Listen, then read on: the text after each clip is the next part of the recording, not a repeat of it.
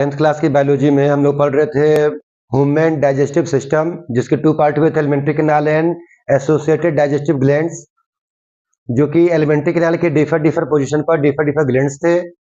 उन लोग का डिफर सेक्रेशन है और वो differ secretion differ food component पर वर्क करके उनको सिंपल फॉर्म में कन्वर्ट करके एब्जॉर्बेबल डिफ्यूजियल फॉर्म में पहुंचा रहा है। हम लोग सैलिवरी ग्लैंड, गैस्ट्रिक ग्लैंड्स पढ़ लिए थे, लीवर पढ़ डाले थे। लीवर के बाद आता है हमारा क्या चीज, पेंक्रियाज। अब बारी है पेंक्रियाज की पढ़ने की। पोषण देखा जाए तो स्टोमक के बगल में लीवर हो गया था। लीवर से दोनों ओर से दो बाइल डक्ट आ रहे थे और cystic duct of gall bladder जुड़कर क्या बन गया था, बाइल डक्ट। ये क्या बन गया था हम लोग का, बाइल डक्ट। ठीक है जी। अब ये डुडनम है, डुडनम के कैविटी में, डुडनम नाम के कैनाल में जो लूप बनने पा रहा है, डुडनम का जो लूप बनने पा रहा है, लूप, इसके भीतर पाया जा रहा है क्या, पेंक्रियाज। ये है पेंक्रेटिक डक्ट। प्रीवियस वीडियो में मैंने आप लोग से डील किया था कि ये हो गया लिफ लाइक स्ट्रक्चर हमारा पेंक्रियाज। पेंक्रियाज, पेंक्रियाज से निकलने वाला हो गया पेंक्रेटिक डक्ट। क्या हो गया ये, पेंक्रिएटिक डक्ट। और बाइल डक्ट जुड़ के क्या बन जा रहा है, hepato pancreatic duct. Hepato pancreatic duct. ठीक है जी। पेंक्रियाज हमारे बॉडी का सेकेंड लार्जेस्ट ग्लैंड है। पेंक्रियाज हमारे बॉडी का सेकेंड लार्जेस्ट ग्लैंड है। फर्स्ट लार्जेस्ट ग्लैंड था हम लोग का कौन, लीवर। सेकेंड लार्जेस्ट है पेंक्रियाज। यह येलो कलर्ड है, येलो कलर्ड है। लिफ लाइक दिख रहा है आप लोग को बोर्ड पर, लिफ लाइक है। और रेसिमोस टाइप ग्लैंड भी कहा जाता है। यह एक हेट्रोक्राइन ग्लैंड है, मिक्स्ड ग्लैंड कहिए, मिक्स्ड ग्लैंड।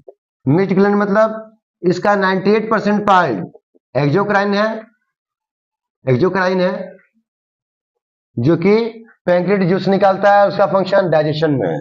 और 2% पार्ट जो है इसका क्या है, एंडोक्राइन है। पैंक्रियाज एक मिक्स्ड ग्लैंड है, पैंक्रियाज एक हेट्रोग्लैंड है, जिसका 98% पार्ट एक्सोक्राइन है और 2% पार्ट एंडोक्राइन है। उस 2% पार्ट ऑफ एंडोक्राइन के लिए हम लोग बोलते हैं आइसोलेट ऑफ लैंगरहैंस। उसका फंक्शनिंग, कौन कौन से सेल्स है, क्या सिक्रेशन दे रही है, कौन सा हार्मोन दे रही है, वो पढ़ेंगे एंडोक्राइन सिस्टम में। बट यहाँ पे किससे मतलब हम लोग को, इस 90% वाले पार्ट, 98% वाले पार्ट से। ये किस फॉर्म में है, एसिनी के फॉर्म में। एसिनी क्या रखता है, बहुत सारे ग्लैंडुलर सेल्स रखता है एसिनी। क्या सिक्रेट करते हैं उन लोग, सिक्रेट करते हैं पैंक्रियाटिक जूस। पैंक्रियाटिक जूस जिसका डेली सिक्रीशन है, जिसका पीएच वैल्यू है 8.8, जिसका डेली सिक्रीशन है 1.5 लीटर, रिलीज होकर आ रहा पैंक्रियाटिक डक्ट से, और जब मिल जा रहा डक्ट से तो ड्यूडनम में गिरने के पहले, ड्यूडनम में गिरने के पहले किसका पार्ट बन जा रहा है, हिपाटो पैंक्रियाटिक डक्ट का पार्ट बन जा रहा है, तब ड्यूडनम में आ रहा है। ठीक है जी। इसका डेली सिक्रेशन हो गया 1.5 लीटर, उसका पीएच हो गया कितना, 8.8। और ये रखता क्या क्या है, तो इसमें तीनों ढंग के क्या, स्टार्ट डाइजेस्टिंग के लिए क्या पाया जा रहा है, पैंक्रियाटिक एमाइलेज। Pancreatic amylase. दूसरा प्रोटीन डाइजेस्टिंग भी पाया जा रहा है, और तीसरा फैट डाइजेस्टिंग भी पाया जा रहा है। ये स्टार्च डाइजेस्टिंग एंजाइम है। क्या है, पैंक्रियाटिक एमाइलेज।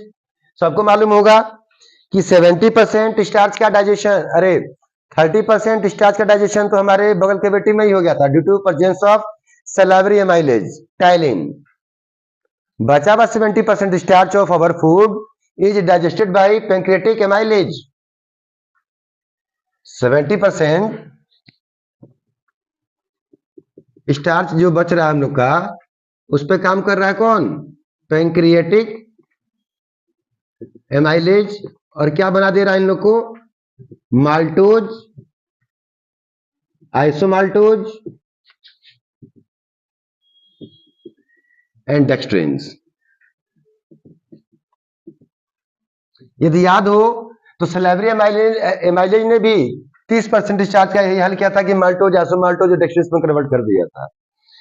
प्रोटीन डाइजेस्टिंग, ये क्या था जी, ये था स्टार्च डाइजेस्टिंग, एक कैटेगरी हुआ।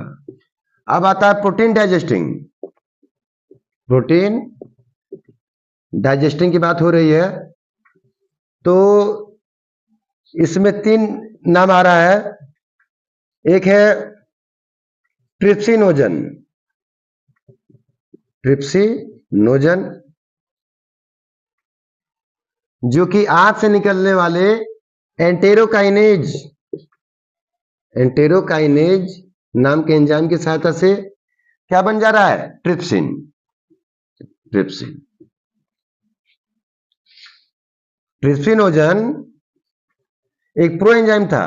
ट्रिप्सिनोजन एक प्रो एंजाइम था जो इंटेस्टाइन से आने वाले एंटेरोकाइनेज कहां से निकलता है, स्मॉल इंटेस्टाइन से, ठीक है जी। उसके प्रेजेंस में क्या बन जाना है, एक्टिव, क्या बन जा रहा है जी, एक्टिव एंजाइम बन जा रहा है, पूरा एंजाइम एंजाइम बन जा रहा है, ठीक। ये ट्रिप्सिन क्या करेगा, स्टोमक में पेप्सिन और रेनिन के एक्शन से प्रोटीन बन गया था पेप्टोन्स और प्रोटीएजेज, पेप्टोन्स और प्रोटीएजेज। ये क्या काम करेगा,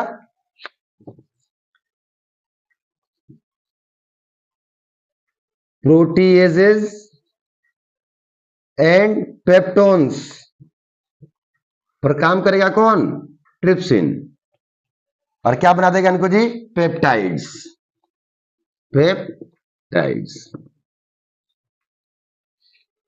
प्रोटीएजेज और पेप्टोन्स प्रोटीन के टूटने से बने थे in stomach due to action of pepsin and rennin. अब उस पर काम कर रहा है ट्रिप्सिन, उन पर काम कर रहा है ट्रिप्सिन, में क्या बना दे रहा है, पेप्टाइड्स। ये तो एक हुआ। ऐसे अभी काइमोट्रिप्सिन भी है, क्या है कि जी, काइमोट्रिप्सिन भी आता है, ठीक है जी। और एक आता है प्रो कार्बोक्सी पेप्टिडेज, ठीक है जी।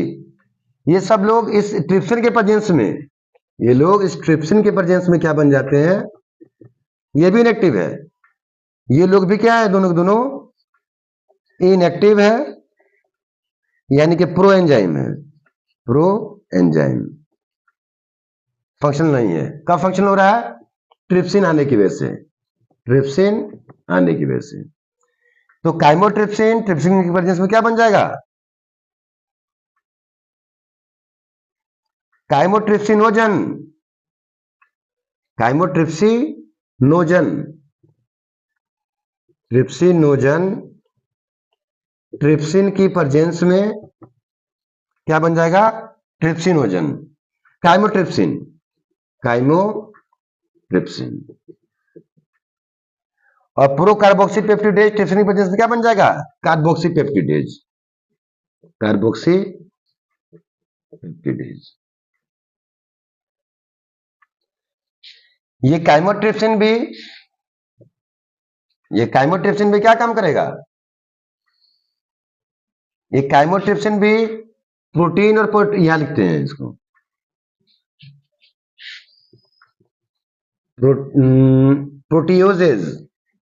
प्रोटियोजेज एंड पेप्टोन्स पर काम करेगा कौन, काइमोट्रिप्सिन, काइमोट्रिप्सिन, और बना देगा क्या, पेप्टाइड्स।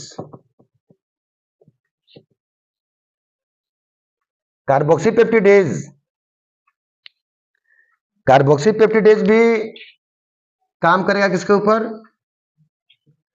प्रोटियोजेज और पेप्टोन्स पर ही, किस पे काम करेगा, प्रोटियोजेज एंड पेप्टोन्स पर ही काम कर रहा है। और इनके एक खास होता है सी टर्मिनल, ठीक है जी। पेप्टोन्स और प्रोटीजेज के सी टर्मिनल पे काम करेगा कौन, कार्बोक्सी पेप्टिडेज, और सीधे रिलीज करेगा क्या, एमिनो एसिड्स। मतलब डाइजेशन हो गया प्रोटीन का, एमिनो एसिड एब्जॉर्बेबल है, ठीक है जी। अब क्या हुआ, ये one thing is the star digesting, second thing is protein digesting. Protein digesting में तीन चीजें आई, ट्रिप्सिनोजन, काइमोट्रिप्सिनोजन और प्रोकार्बोक्सीपेप्टिडेज। ट्रिप्सिनोजन आंत से निकले हुए, इंटेस्टाइन से निकले हुए एंट्रोकाइनेज की प्रेजेंस में एक्टिव होकर क्या बन जा रहा है, ट्रिप्सिन। और ये ट्रिप्सिन स्टोमक से आए हुए प्रोटीओजेज और पेप्टोन्स को क्या कर दे रहा है, पेप्टाइड्स में बदल दे रहा है। यही ट्रिप्सिन, ये अदर काइमोट्रिप्सिन नाम के इनएक्टिव एंजाइम को ट्रिप्सिन क्या बना दे रहा है, काइमोट्रिप्सिन। और यही ट्रिप्सिन इस प्रो कार्बोक्सीपेप्टिडेज को ट्रिप्सिन क्या बना दे रहा है, कार्बोक्सीपेप्टिडेज। ये काइमोट्रिप्सिन भी काम करता है प्रोटीओजेज और पेप्टोन्स पर, बनाता है पेप्टाइड्स। और कार्बोक्सीपेप्टिडेज भी काम करता है प्रोटीओजेज पेप्टोन्स पर और बनाता है एमिनो एसिड।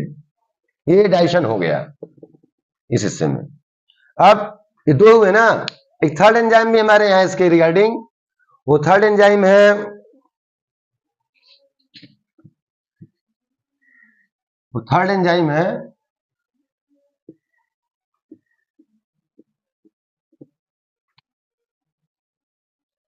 थर्ड एंजाइम है पैंक्रिएटिक लाइपेज, जिसे हम लोग क्या कहते हैं, स्टीएप्सिन भी बोलते हैं। क्या करता है ये काम करता है किस पर जी, इमल्सिफाइड फैट पर, इमल्सिफाइड फैट पर काम करता है। कौन, स्टेप्सिन कहिए तो पैंक्रिएटिक लाइपेज कहिए, पैंक्रिएटिक लाइपेज कहिए या स्टेप्सिन कहिए। क्या बनाता है, उसे बना देता है fatty acids and glycerol which are absorbable just like amino acid. Fatty acid and glycerol are the absorbable, monoglyceride form में आ गए हैं हम लोग। तो ये थर्ड, ये क्या था जी, fat digesting, this is fat digesting. तो तीनों कंपोनेंट को डाइजेस्ट करने का व्यवस्था हमारे पैंक्रिएटिक जूस में है।